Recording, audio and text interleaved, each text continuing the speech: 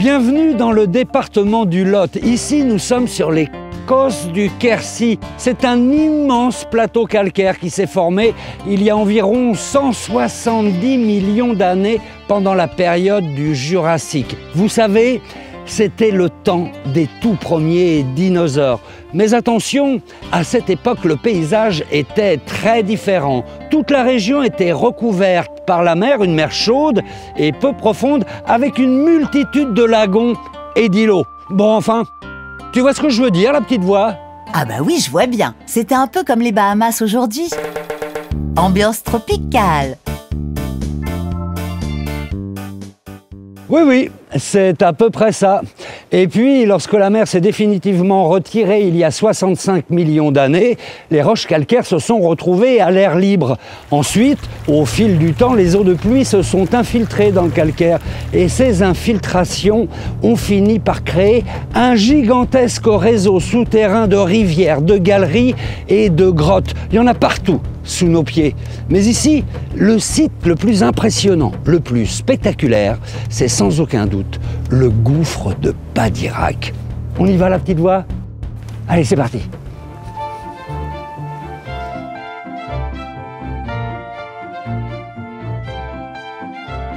Allez, c'est parti pour l'aventure. On vous emmène ici en pleine région Occitanie, au cœur de la vallée de la Dordogne, tout près du petit village de Padirac. Ah, je crois que je l'aperçois, ce gouffre. Regardez, c'est lui, le gouffre de Padirac. Certains l'appellent aussi l'enjambé du diable. C'est l'une des plus grandes curiosités géologiques de France. On dirait un cratère de météorite. Oui, un énorme cratère de 33 mètres de diamètre et de 75 mètres de profondeur. On pourrait y mettre un immeuble de 25 étages. Mais ce n'est pas une météorite qui a percé ce gouffre. Non, c'est le terrain, là-haut à la surface, qui s'est effondré tout seul. Enfin, tout seul, il faut dire qu'il reposait sur une énorme cavité, là où nous sommes. Une salle souterraine immense qui avait été percée pendant des milliers d'années par l'eau et par les rivières souterraines. En fait, c'est le plafond qui s'est effondré. Voilà comment s'est formé ce puits. Mais attention, l'histoire du gouffre de Padirac commence bien avant, il y a environ 170 millions d'années. Si, la petite voix, 170 millions d'années!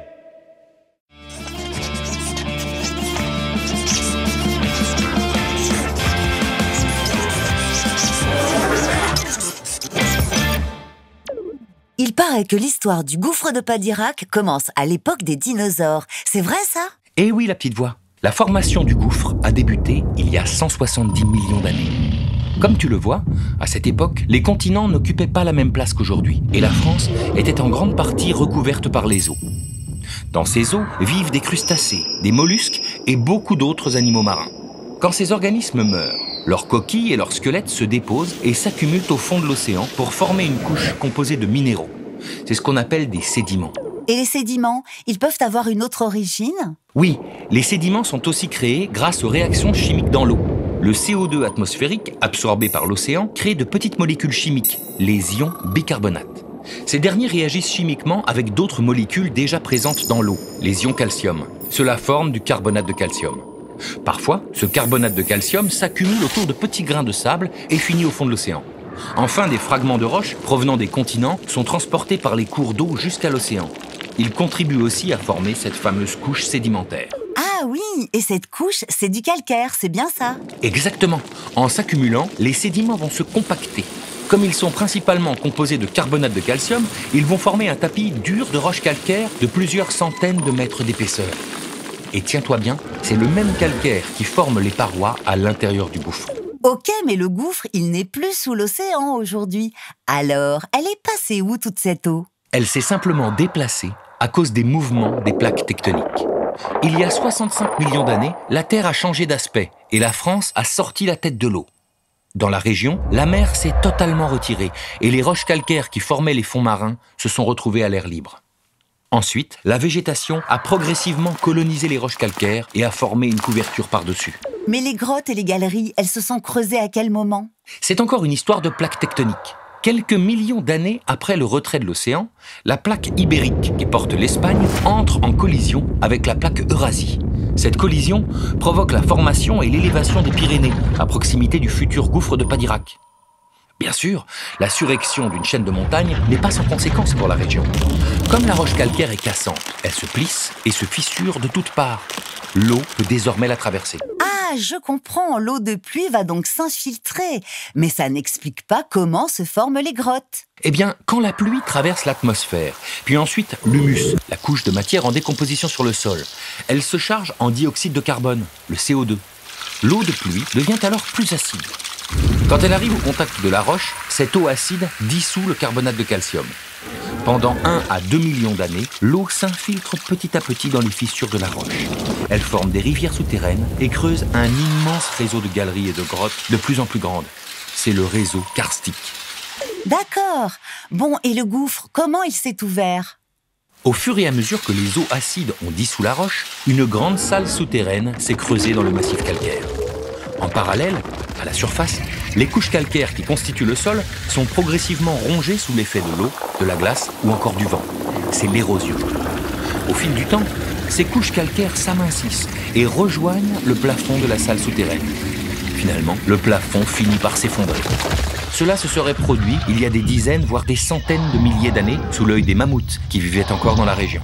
Eh ben, quelle histoire! Bonjour Mathieu. Bonjour Fred. Alors les galeries qui partent de ce gouffre ont été explorées pour la première fois en 1889 par Édouard Alfred Martel. C'était qui ce monsieur? C'était un avocat, sauf qu'il va se lasser un petit peu de la vie parisienne et il va se consacrer à l'exploration du monde souterrain, les causses, les plateaux calcaires et la science en règle générale. Donc c'était un spéléologue? Alors c'est même un précurseur en fait. Il va transformer, je dirais, l'exploration du monde souterrain en une véritable science technique. Mais alors, à l'époque, comment il fait pour descendre jusqu'ici? Alors le seul chemin d'accès, il est juste au-dessus de nous. Bah oui. Donc une échelle de corde forcément est nécessaire. Une échelle de corde? Ouais, seul élément possible à l'époque, c'est une escarpolette. C'est quoi? Alors il faut imaginer une petite balançoire sur laquelle il va pouvoir en fait descendre. Bon, mais il n'est pas tout seul quand même. Alors non, il a des accompagnants, d'autres explorateurs, Émile Foulquier, son cousin Goupillat, ainsi que Louis Armand, un autre célèbre spéléologue. Donc ils arrivent ici, devant cette grande arcade, qui s'appelle aussi le Trou du Diable, et c'est par là qu'ils s'en vont. Ils sont tout de suite attirés, donc ils vont commencer leur exploration. Rapidement, ils sont par contre confrontés à un siphon. Un siphon, c'est un passage, on est obligé de plonger dans l'eau, c'est ça? Voilà, c'est une section qui est entièrement remplie d'eau. Ouais. Alors avec les méthodes d'époque, bien sûr, c'est impensable. Ils vont rebrousser chemin jusqu'à trouver la brèche d'accès en contrebas. Et c'est par là qu'on rentre aujourd'hui. Allez. Et c'est là que commence l'aventure. On est parti. Pas si vite. Justement, en parlant du diable, une légende raconte qu'il y a très longtemps, un soir, le diable s'est emparé de l'âme de plusieurs villageois.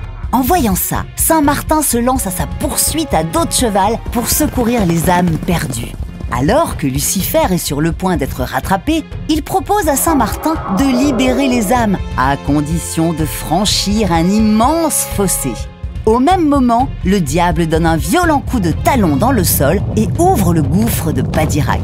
Ni une ni deux, Saint Martin relève le défi. Il s'élance, saute par-dessus le trou avec son cheval et sauve toutes les âmes. Le diable, lui, est englouti au fond du trou. Aujourd'hui, l'empreinte des fers dans la roche serait la dernière trace du passage de Saint Martin. Quelle histoire, hein? Bon, revenons plutôt à nos aventuriers qui, eux, sont bien réels. Ah là, on entend déjà des bruits d'eau. En fait, c'est le début de la rivière, hein, juste en contrebas, on va aller la rejoindre.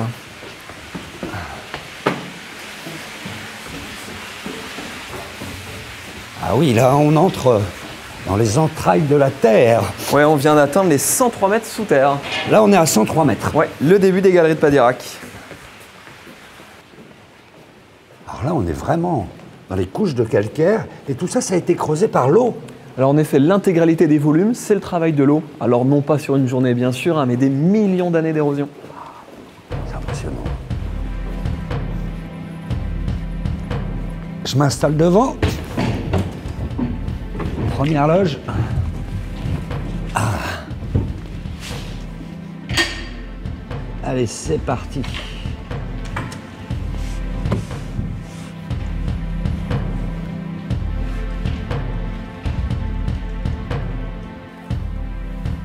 Alors là, c'est vraiment extraordinaire. On rentre dans le monde du silence.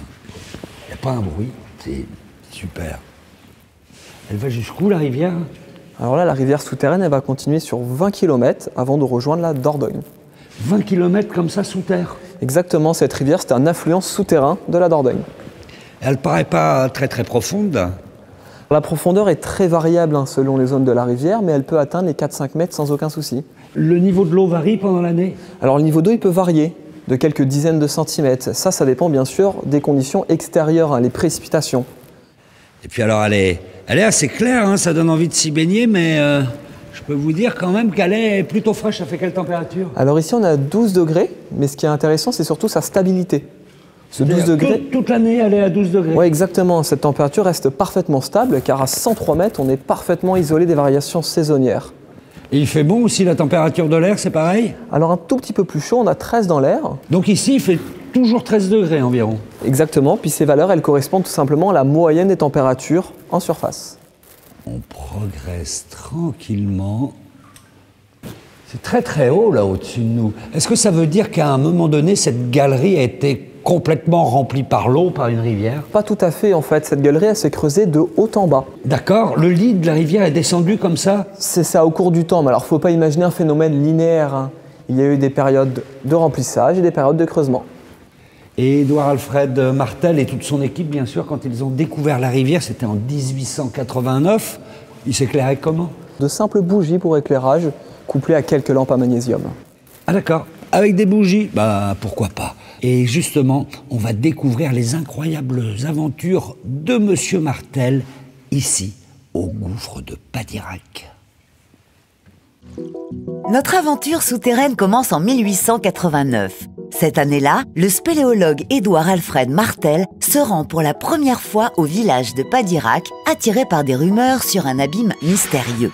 Il est accompagné de son cousin Gabriel Gopilla, du guide local Émile Foulquier et de Louis Armand en charge du matériel. Le 9 juillet, les hommes descendent pour la première fois dans le gouffre. Équipés de cordes et de lampes à magnésium, ils commencent à explorer le fond du gouffre, mais rapidement, ils sont bloqués par la profondeur de la rivière qui devient infranchissable et font demi-tour. Le jour suivant, ils reviennent avec des barques démontables et parcourent plus d'1,5 km de rivière souterraine. Ils progressent lentement et difficilement à cause de petits barrages sur leur chemin. Ce sont les gourds. Finalement, le 10 juillet, l'équipe épuisée remonte à la surface après avoir découvert les principales salles du gouffre. Il faudra attendre 14 mois pour qu'Édouard Alfred Martel reparte en expédition, mais pendant ce temps, il garde les pieds sur terre. Il commence même à envisager l'ouverture du gouffre de Padirac au public. La première expédition de 1889 est un succès, mais avant de transformer le gouffre de Padirac en lieu touristique, il y a encore du travail. Pour commencer, Édouard Alfred Martel doit acheter les terres où se trouve le puits, mais aussi celles situées juste au-dessus des galeries souterraines. C'est son ami l'abbé de la Roussille qui va convaincre les habitants de vendre le sous-sol de leur terrain. Finalement, la Société anonyme du puits de Padirac est créée en 1898 et les travaux commencent la même année. Des grands escaliers pour accéder au fond du puits, un embarcadère sur la rivière souterraine et même un restaurant panoramique avec vue sur la cavité. Le 10 avril 1899, le gouffre de Padirac est inauguré officiellement et dès la première année, 8000 visiteurs découvrent les galeries et les merveilles de Padirac. Dès le début du XXe siècle, le succès du puits de Padirac grandit auprès du public. À l'occasion de l'exposition universelle de 1900 à Paris, une reconstitution du gouffre est même réalisée sous le palais du Trocadéro. Les visiteurs du monde entier s'y pressent pour découvrir cette copie ornée de fausses stalactites conçue par Louis Delaunay, un autre explorateur du gouffre. Dans le vrai Padirac, cette fois, une centrale électrique est installée en 1906. C'est une révolution pour l'époque. Elle permet de moderniser l'éclairage des galeries, jusqu'alors équipées de lampes à acétylène qui rendaient les parois toutes noires. Dans les années 1920, des chemins en béton améliorent le parcours de la visite et 10 ans plus tard, la construction d'un ascenseur le long du grand escalier facilite encore l'accès au fond du gouffre. Enfin, en 1938, la salle du Grand Dôme est aménagée avec des escaliers le long des parois. Les visiteurs profitent alors d'une vue imprenable sur le lac supérieur, suspendu à une vingtaine de mètres au-dessus de la rivière souterraine. Le 7 mai 1939, le nouveau Padirac est inauguré. En 40 ans, la fréquentation a presque été multipliée par 10, grâce notamment à l'instauration des congés payés. À partir des années 1950, le gouffre de Padirac devient une attraction touristique majeure, sans doute aussi grâce à la télévision qui réalise ses premiers reportages d'aventure. À la fin des années 1930, William Beamish, le fils du mécène à l'origine du gouffre, décide de relancer l'exploration du site. En juillet 1937, ce nouveau défi est confié au célèbre spéléologue Guy de Lavore. Il cartographie près de 300 mètres supplémentaires de galeries en une seule année. Mais la Seconde Guerre mondiale éclate et oblige à suspendre toute nouvelle exploration. Il faut attendre la fin des conflits pour que les expéditions scientifiques reprennent et se succèdent. En 1947, des chercheurs utilisent même un composé chimique, la fluorécéine, pour colorer l'eau et comprendre où la rivière souterraine ressurgit à l'extérieur. Leur expérience prouve que le cours d'eau communique avec la fontaine de Saint-Georges, située à 11 km du puits de Padirac. Au début des années 1960, le gouffre bénéficie d'une nouvelle couverture médiatique. Entre 1971 et 1989, une dizaine d'expéditions permettent de découvrir les affluents de la rivière souterraine et les restes d'animaux préhistoriques comme les mammouths, les rhinocéros laineux ou encore les lions des cavernes, mais aussi des outils taillés par nos ancêtres il y a plus de 30 000 ans. Et des choses à découvrir, il en reste encore. Au XXIe siècle, le puits de Padirac est devenu une référence mondiale en matière de tourisme souterrain, avec plus de 24 millions de visites depuis l'ouverture. En 2017, l'attraction enregistre même un record de fréquentation avec plus de 480 000 entrées. Depuis les années 2000, le gouffre de Padirac accueille en moyenne 400 000 visiteurs par an et parfois il y passe en une seule journée presque autant de monde que la première année d'ouverture. Les expéditions successives ont mis à jour plus de 40 km de galeries et 20 km de rivières souterraines. Et même si une partie reste accessible au public, le reste des galeries n'est ouvert qu'à certaines personnes comme des spéléologues, des hydrologues ou des biologistes. D'ailleurs, en 2016, l'équipe du spéléologue Bernard Gauche a découvert 250 mètres de galeries inondées. Alors là, eh bien, nous arrivons sur le lac de la pluie et il porte très bien son nom. Car ce qui est complètement nouveau ici, c'est que l'eau ruisselle de partout. Il y a des gouttes qui tombent de la voûte et toute cette eau, Mathieu, en fait, elle arrive de la surface. Alors en effet, ce sont les fissures qui vont les drainer jusqu'ici. La voûte, elle s'élève et c'est ça qui permet la connexion avec ces nombreuses fissures en surface. Mais pourquoi on n'avait pas ça avant ? Alors c'est vraiment uniquement cette élévation de plafond qui va vraiment rassembler, drainer, concentrer toute l'eau avoisinante jusqu'à un point précis, le lac. Et les infiltrations, elles dépendent de la pluie à l'extérieur ? Alors le décor, il change du tout au tout selon les précipitations extérieures. Dans certains cas, ça peut être extrêmement impressionnant. Et combien de temps elle met cette eau à arriver de la surface ? C'est très variable. Infiltration rapide à travers les grosses fissures, quelques heures seulement. Par contre, l'infiltration lente via les toutes petites fissures, ça peut prendre plusieurs semaines. Et là, on va découvrir un des joyaux du gouffre de Padirac.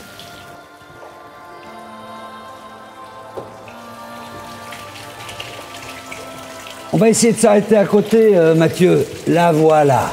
Elle est magnifique. Elle s'appelle la Grande Pendeloque. En fait, c'est une stalactite géante. Quelle taille elle fait ? Alors, elle mesure 60 mètres de long. Ouais.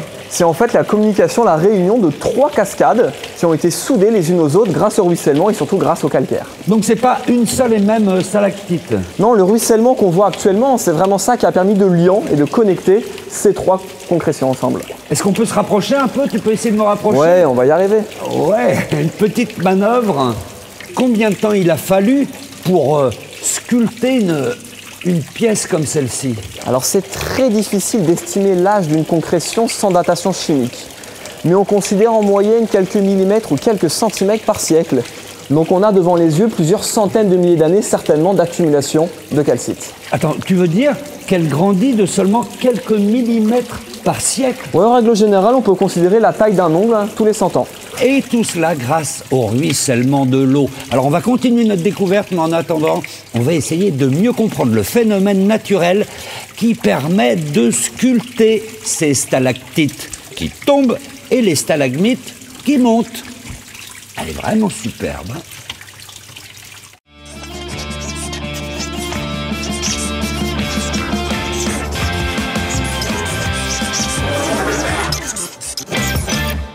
Stalactites, stalagmites, ce sont des concrétions, ça. Oui, la petite voix. Et en géologie, on appelle ça des spéléothèmes. Et leur origine est totalement naturelle. Waouh, elle en fait de belles choses, la nature. Mais comment elles se forment, ces concrétions? Eh bien, tout commence à la surface. L'eau de pluie, au contact des végétaux et de l'humus, se charge en dioxyde de carbone, le CO2, ce qui la rend acide. En s'infiltrant dans le sol, cette eau va dissoudre le carbonate de calcium qui forme en grande partie la roche calcaire. Les particules de carbonate de calcium dissoutes sont donc transportées par l'eau jusqu'au plafond de la grotte. Au contact de l'air de la grotte, le CO2 contenu dans l'eau s'échappe. C'est le dégazage. Sans CO2, l'eau est moins acide et le carbonate de calcium dissous repasse à l'état solide et se dépose sur le plafond de la grotte. D'accord, c'est donc un peu comme si la roche d'en haut se retrouvait dans la grotte. Exactement. Dans la grotte, la roche se reconstitue sous la forme de petits dépôts solides de carbonate de calcium, des cristaux de calcite. Au fur et à mesure que l'eau goutte du plafond, des petits anneaux de calcite s'accumulent et un canal se forme pour laisser passer l'eau. Une stalactite commence à prendre forme. Le problème, c'est que le canal finit par se boucher. L'eau s'échappe donc par les parois de la stalactite qui grossit en épaisseur. Mais attention, cela demande du temps, des milliers, voire des millions d'années. C'est clair comme de l'eau de roche. Et pour les concrétions qui partent du sol, comment ça se passe? Si la goutte d'eau qui tombe d'une stalactite contient encore du carbonate de calcium, elle peut former un nouveau dépôt en touchant le sol. C'est pour ça que sous une stalactite, dont la pointe tombe, on peut retrouver une stalagmite qui monte. Si les deux se rejoignent, on appelle ça une colonne. Stalactite tombe, stalagmite monte. C'est facile.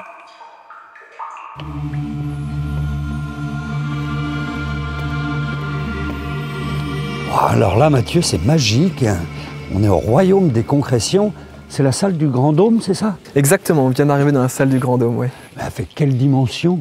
Alors entre la rivière et le sommet de la voûte, on a un peu plus de 90 mètres. On pourrait quasiment y rentrer une cathédrale, non? Allez, en coupant un petit bout du sommet, on peut rentrer Notre-Dame. Notre-Dame de Paris, on pourrait mettre ici en hauteur? Voilà, il suffit de scinder un tout petit bout de la flèche. Alors ce qui est très étonnant aussi, c'est ce lac qui est là, mais qui est nettement au-dessus du niveau de la rivière. Alors oui, ce lac, il est une petite vingtaine de mètres au-dessus de la rivière. Ouais. La conséquence, c'est que l'eau, c'est de l'eau d'infiltration. D'accord, il n'y a pas de source. C'est vraiment les fissures qui vont catalyser l'eau jusqu'à ce lac. Alors il paraît que Martel disait de cette salle que c'est un gouffre inachevé. Qu'est-ce qu'il voulait dire par là? Alors en fait, M. Martel, il a comparé cette salle avec le gouffre avant son ouverture à l'extérieur. Le gouffre par lequel on est entré. Ouais, celui-ci. Donc ça veut dire qu'ici, le plafond, finalement, il est plus très épais, c'est ça? Alors en effet, entre le sommet de la voûte et la surface, il reste une petite dizaine de mètres. Une dizaine de mètres? Oui, seulement. Bon, est-ce qu'on pourrait craindre que ça s'effondre un jour ou l'autre? Alors non, à l'heure actuelle, le climat extérieur permet une stabilité parfaite du réseau. Il n'y a plus d'érosion marquante. Par contre, si on travaille sur des échelles de temps géologiques, là, le climat peut osciller et un climat plus abrasif peut entraîner donc la formation d'un nouveau gouffre. Ça veut dire quoi, des échelles géologiques? Alors milliers, dizaines de milliers d'années, centaines, peut-être même le million d'années. Donc il faudra attendre des centaines de milliers d'années, voire 1 million d'années, avant de voir peut-être ici un gouffre comme celui qu'il y a à l'entrée. Voilà, c'est le minimum possible. Bon, tu me rassures, tout va bien, ça nous laisse le temps de découvrir tranquillement ces magnifiques sculptures qui ont été façonnées par l'eau, à commencer par cette étonnante pile d'assiettes qui est là, juste en dessous de nous. Une stalagmite en forme de pile d'assiettes. Oh, c'est vrai que ça y ressemble beaucoup. Mais pourquoi on la trouve à cet endroit? C'est une stalagmite typique des très hauts plafonds. Il faut que les plafonds dépassent plusieurs dizaines de mètres pour avoir cette forme. Imaginez la goutte d'eau qui va prendre énormément de vitesse en tombant du plafond. Elle va venir s'éclater et disperser son calcaire plusieurs centimètres autour de l'impact. Là, on a vraiment des assiettes qui s'empilent les unes sur les autres grâce à la succession des impacts de gouttes d'eau. Si cette stalagmite est légèrement décalée, c'est que le sol en dessous de nous a légèrement bougé. Et donc il y a eu plusieurs phases de croissance. Peut-être que cette partie-là a grandi 5 ou 10 000 ans avant la partie suivante. Alors ça paraît très fragile, mais c'est très solide. Ce sont des cristaux de calcite qui sont collés les uns à côté des autres. Et la structure est très très stable. On pourrait marcher dessus sans aucun problème. Bon, mais j'imagine qu'une si grande stalagmite, ça ne pousse pas en une seule fois. Alors la croissance d'une stalagmite peut s'arrêter à certaines périodes à cause du climat en surface. Si vous avez une période par exemple très très froide, une période glaciaire, le sol va être complètement gelé, ce qu'on appelle un pergélisol. L'eau d'infiltration est également gelée et donc il n'y a plus d'eau qui arrive dans la salle. S'il n'y a plus d'eau, il n'y a plus de croissance de stalagmite. Il y a des périodes où elle peut grandir beaucoup plus vite, si on a une période avec beaucoup plus de végétation, beaucoup plus d'acidité dans le sol, ou une période beaucoup plus pluvieuse. Il y a beaucoup de paramètres qui vont jouer sur la croissance, la température de l'eau, l'acidité de l'eau, la qualité du calcaire. Selon les grottes où on se trouve, on a des taux de croissance différents, même dans la même région. Oh, et là, il y a une grande colonne, tellement grande qu'on a du mal à la voir en entier. Alors c'est un terme un petit peu abusif, c'est en réalité une énorme stalactite. C'est la plus grande stalactite que l'on a à Padirac, elle fait 75 mètres de long. Elle va du plafond, qui rejoint la salle du Grand Dôme, jusqu'à la rivière, elle fait la jonction totale. Cette stalactite ne touche pas le fond de la rivière. La partie stalactite, dès qu'elle touche l'eau, la croissance s'arrête. On n'aura plus qu'une croissance en largeur. Mais sous l'eau, la réaction chimique ne se fait plus pour déposer le calcaire. Elle a un diamètre compris entre 2 et 3 mètres à certains endroits. Et si on s'amuse même à calculer son poids, on arrive à environ 1000 tonnes. Cette stalactite est certainement l'une des plus anciennes de Padirac. Vu sa longueur, la base de cette stalactite s'est formée certainement il y a plusieurs centaines de milliers d'années. C'est étrange ces petites bosses, ça vient d'où? Cette concrétion calcaire est un exemple parfait d'une concrétion polyphasée. Plusieurs phases de croissance. Donc vous avez la première stalactite, le gros cylindre de 75 mètres. Mais par-dessus, on a des petites boursouflures de calcaire qui correspondent à une deuxième génération de stalactites ou stalagmites. Ces petites boursouflures de calcaire se forment par des arrivées d'eau, mais qui viennent de l'intérieur de la stalactite. Imaginez un tuyau d'arrosage percé, l'eau va jaillir très fortement depuis l'ouverture et va déposer du calcaire sur le pourtour. Plus loin dans le gouffre, les galeries de calcaire se transforment en galeries d'exposition. Regardez, les concrétions prennent des formes surprenantes et certaines ont même le droit à un petit surnom. Par exemple, dans la salle du Grand Dôme, l'eau a formé une cascade géante de concrétions arrondies. Ce sont les méduses. Leur apparence nous renseigne sur la façon dont elles se sont créées. Et ce n'est pas tout. Quand l'eau ruisselle le long des parois, elle crée aussi des formes ondulées. Là, on parle de draperie. Tiens, au bout, on voit même des petites pointes blanches. C'est le début d'une nouvelle génération de stalactites. Ah, voilà maintenant plein d'autres concrétions. Suivant leur forme, on les appelle des orgues, des cascades ou encore des choux-fleurs. Quelle imagination, ces géologues! On arrive au lac des Gours et si on lève la tête, on trouve des drôles de formes au plafond. C'est quoi? Je me trouve actuellement en dessous de formes très caractéristiques qu'on appelle des marmites inverses ou des coupoles d'érosion. Ces coupoles se forment grâce au mouvement de turbulence de l'eau. Il faut imaginer qu'il y avait beaucoup d'eau dans cette salle et c'est en réalité le couplage de deux érosions différentes. Une érosion mécanique, la turbulence de l'eau qui va même parfois entraîner des particules très fines de roche qui vont venir s'entrechoquer contre le plafond et une érosion chimique due à quelques bulles d'air qui peuvent se loger par-ci par-là. Ça va faire comme des cloches d'air et l'interface entre l'air et l'eau va provoquer une réaction chimique et la dissolution du calcaire. D'accord, mais les marmites, elles ne se sont pas toutes créées en même temps. Nous sommes dans une galerie qui a connu différents épisodes d'inondation. Alors ça, on le voit très très bien avec toutes les traces que l'on a sur les murs. Derrière moi, on a des traces très très rouges d'argile, ce qui prouve que la rivière était à mon niveau et a déposé de l'argile sur les murs. Mais il ne faut pas voir ça comme quelque chose de linéaire. Il y a eu des descentes et des montées d'eau à plusieurs reprises. Donc peut-être qu'il y a eu plusieurs générations de marmites à différents endroits qui s'entrecoupent aujourd'hui. Il y en a toutes les tailles, donc ça dépend de la vitesse de l'écoulement aussi. Si on imagine une salle entièrement remplie d'argile, l'écoulement va se faire beaucoup plus lentement et on va avoir des formes différentes de coupoles. Vous avez remarqué aussi toutes ces nuances de couleurs, mais d'où elles viennent? Alors devant moi, on a une palette assez impressionnante de couleurs qui vont donc du blanc au jaune crème jusqu'au brun. Alors pour bien comprendre ces couleurs, il faut déjà partir de la structure même d'une concrétion calcaire, qui est un agencement de cristaux de calcite. Un cristal de calcite, c'est transparent. Ensuite, par-dessus ces cristaux de calcite peuvent se loger des impuretés. Ces impuretés viennent du sol qui se trouve au-dessus de nous. Dans le sol, il y a beaucoup de matière végétale qui se décompose. Avec le temps, ça va former des acides. Ces acides vont être transportés par l'eau de pluie, déposés entre les cristaux de calcite et ça va la colorer. Dans les couleurs des concrétions, on peut lire des différences de climat.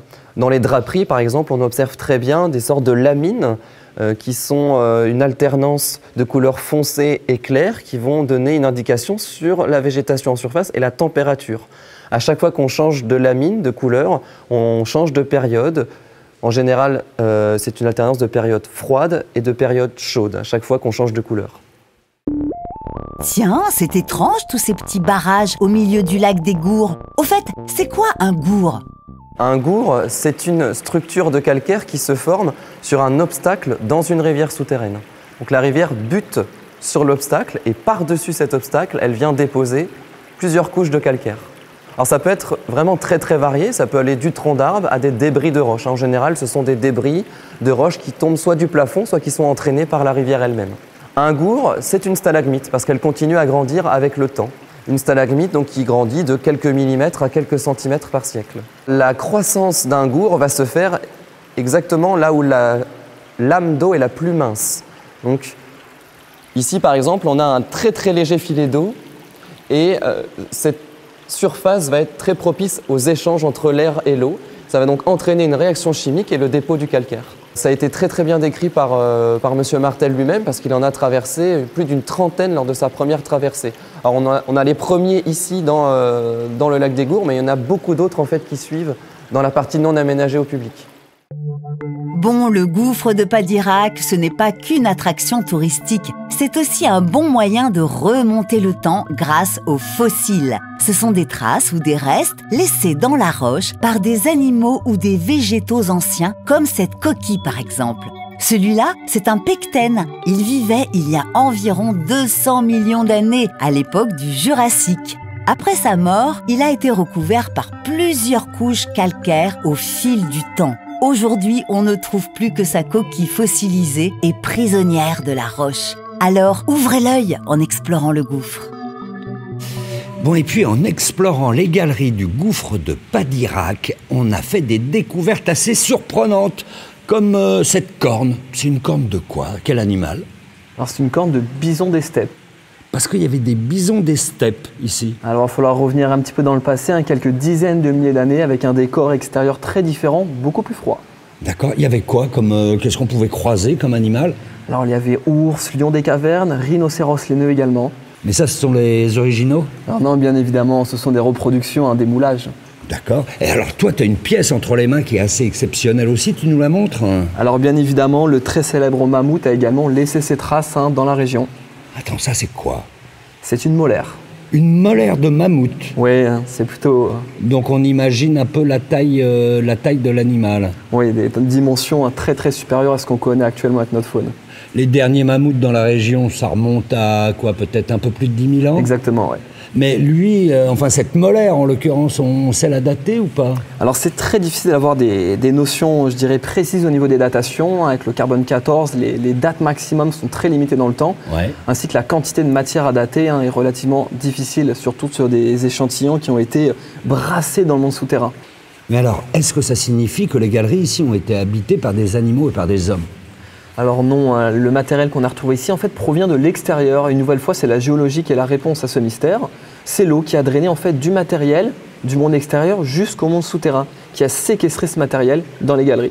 Il n'y a pas une mammouth ici? Non, on imagine quand même très mal le mammouth déambuler au milieu des galeries. Oui, pourtant, les galeries sont d'une taille suffisante pour accueillir des mammouths, non? Alors l'accès est quand même relativement complexe. On est à peu près sûr qu'il n'y a pas eu de présence humaine ici.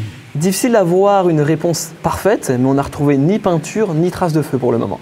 D'accord. Alors ça, c'est pour le passé, mais ce qui est très surprenant, et contrairement à ce qu'on pourrait s'imaginer, c'est que dans les cavernes, comme ici, il y a de la vie. Regardez, on a fait une pêche miraculeuse tout à l'heure, si on peut dire.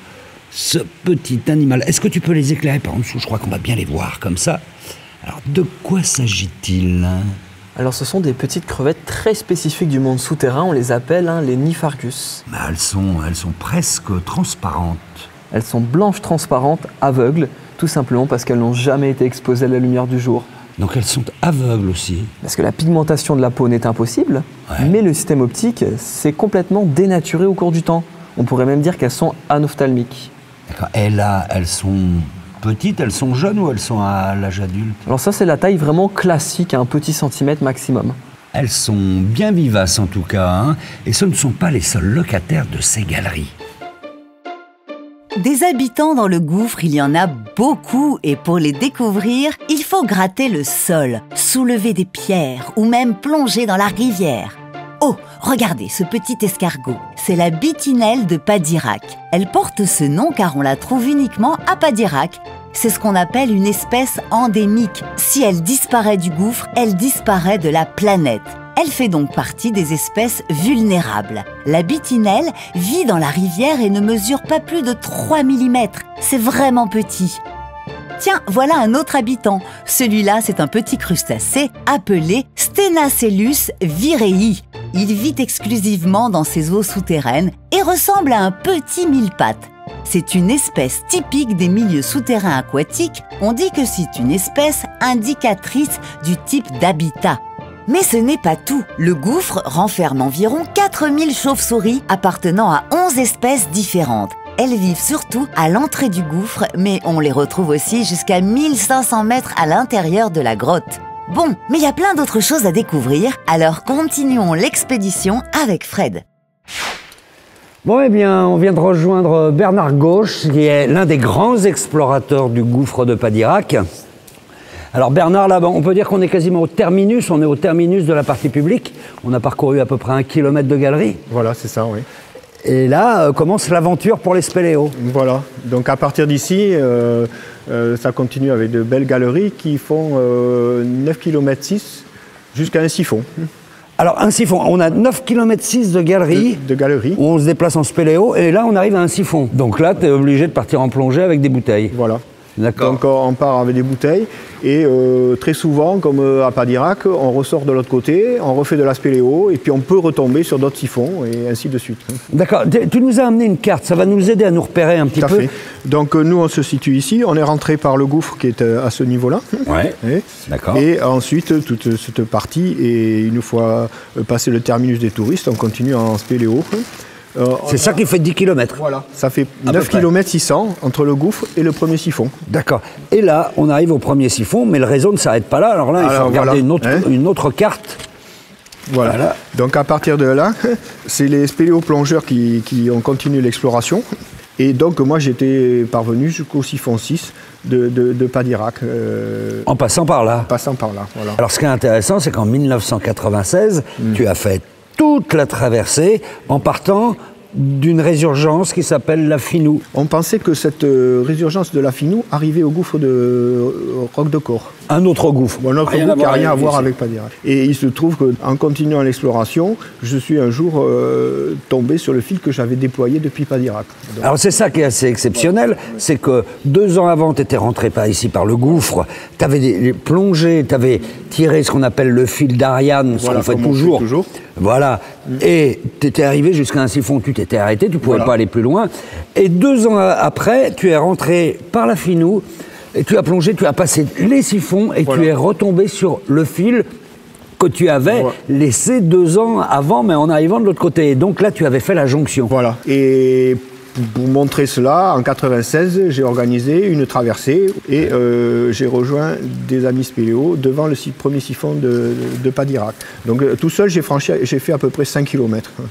5 km, donc combien en plongée? En plongée, donc l'ensemble fait 3 km de plongée et 22 siphons. 22 siphons. Ouais. Bon, là, on ne va pas aller, même pas jusqu'au premier siphon, mais on va découvrir un petit peu la face cachée du gouffre de Padirac. C'est particulièrement intéressant et impressionnant. On y va? On y va. Allez, à fond.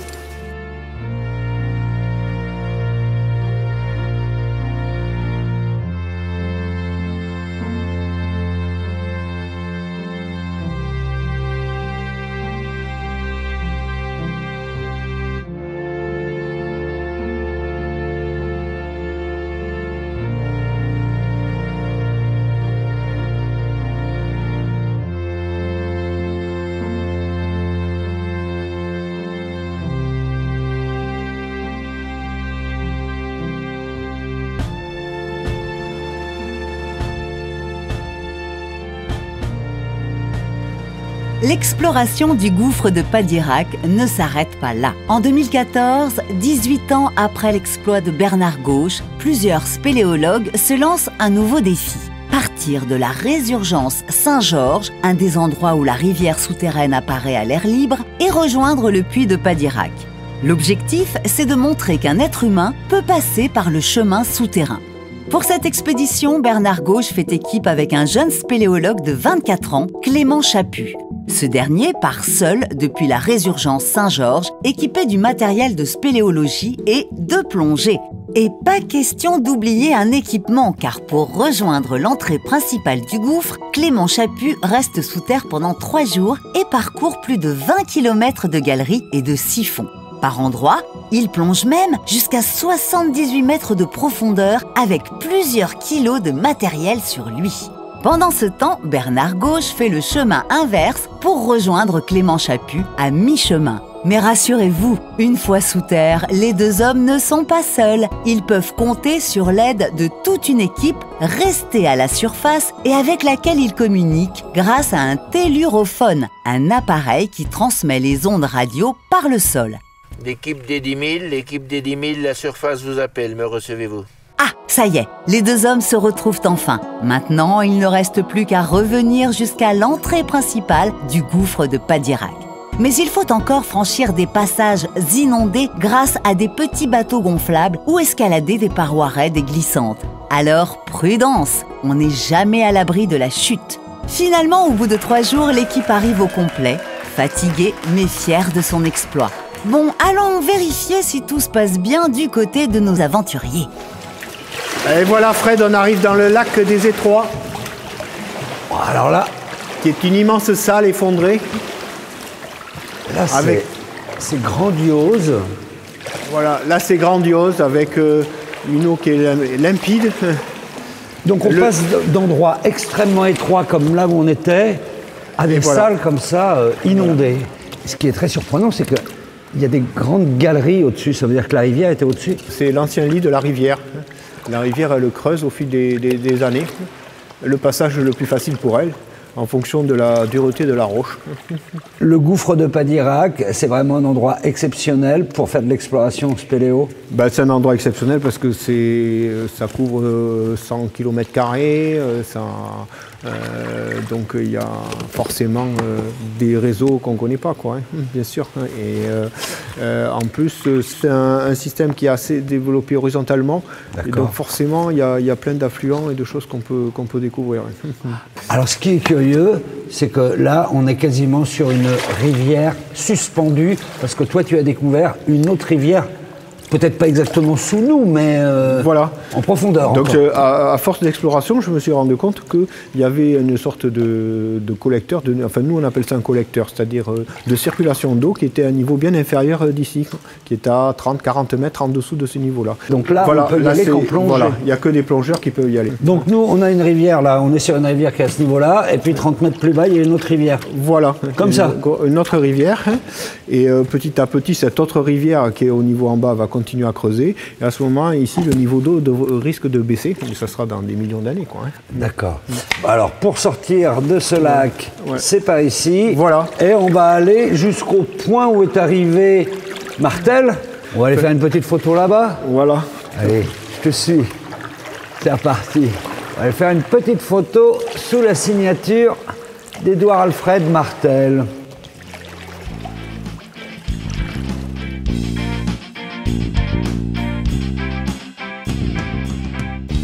Vous avez aimé cette vidéo? Alors partagez, mettez un pouce bleu et abonnez-vous. Bisous!